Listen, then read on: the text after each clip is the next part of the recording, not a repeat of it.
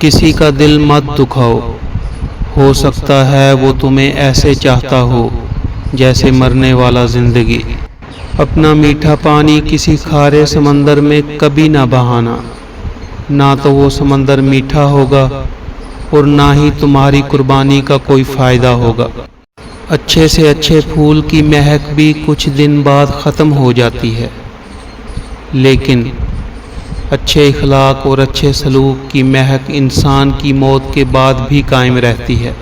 جو شخص تم سے ناراضگی ظاہر کرے اور تعلق بھی نہ توڑے، وہ تمہارا برے وقت میں اچھا ساتھی ہے۔ لوگوں کی سازشیں آپ کا کچھ نہیں بگاڑ سکتی۔ قرآن کہتا ہے تمہارا رب بہترین چال چلنے والا ہے۔ گرنا بھی ضروری ہے، اوقات کا پتہ چلتا ہے۔ بڑھتے ہیں جب ہاتھ تو اپنوں کا پتہ چلتا ہے۔ دنیا کو سچا ہونے کی دلیل مت دو، بس یہی سوچ رکھو کہ اللہ سب جانتا ہے۔ دعاؤں کی دوڑ سے بندھے تعلقات رابطوں کے محتاج نہیں ہوا کرتے۔ کچھ لوگوں سے بات چیت ہو یا نہ ہو، وہ ہماری زندگی میں ایسا مقام رکھتے ہیں کہ ہماری دعائیں ان کے ذکر کے بغیر ادھوری رہ جاتی ہیں۔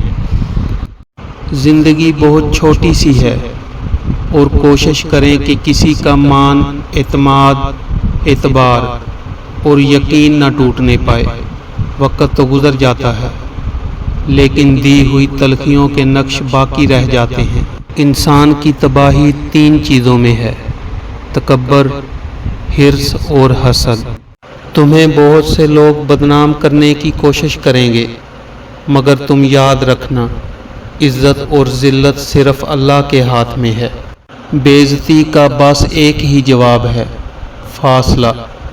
نہ رد عمل دو، نہ بحث کرو، نہ کسی ڈرامے میں الجھو، بس خاموشی سے اپنی موجودگی ختم کر دو۔ منافقت سے بہتر ہے کہ تم کافر مر جاؤ، کیونکہ جہنم میں کافر کا درجہ منافق سے بہتر ہے۔ جب بھی تم چاہو کہ تمہاری دعا عرش تک پہنچے اور مستجاب ہو جائے، تو پہلے اپنے والدین کے لیے دعا مانگو۔ مایوس ہونا چھوڑ دیں، کیونکہ جو دروازے زمین والوں کی سازشوں سے بند ہوتے ہیں، اس سے بڑے بڑے دروازے اللہ کے فضل سے کھل جاتے ہیں۔ زندگی میں قسم، قدم اور قلم بہت سوچ سمجھ کر اٹھانا چاہیے۔ الفاظ ہی سب کچھ ہوتے ہیں، دل جیت بھی لیتے ہیں اور دل چیر بھی دیتے ہیں۔ صبح کا آغاز صدقے سے کیا کرو، کیونکہ مصیبت صدقے سے آگے قدم نہیں بڑھاتی۔ صبح کی نیند انسان کے ارادوں کو کمزور کرتی ہے۔ منزلوں کو حاصل کرنے والے کبھی دیر تک سویا نہیں کرتے۔ ماحول کو تھوڑا خراب کر دیا کریں، تاکہ پتہ چل سکے کہ آپ نے کن لوگوں کو چن رکھا ہے۔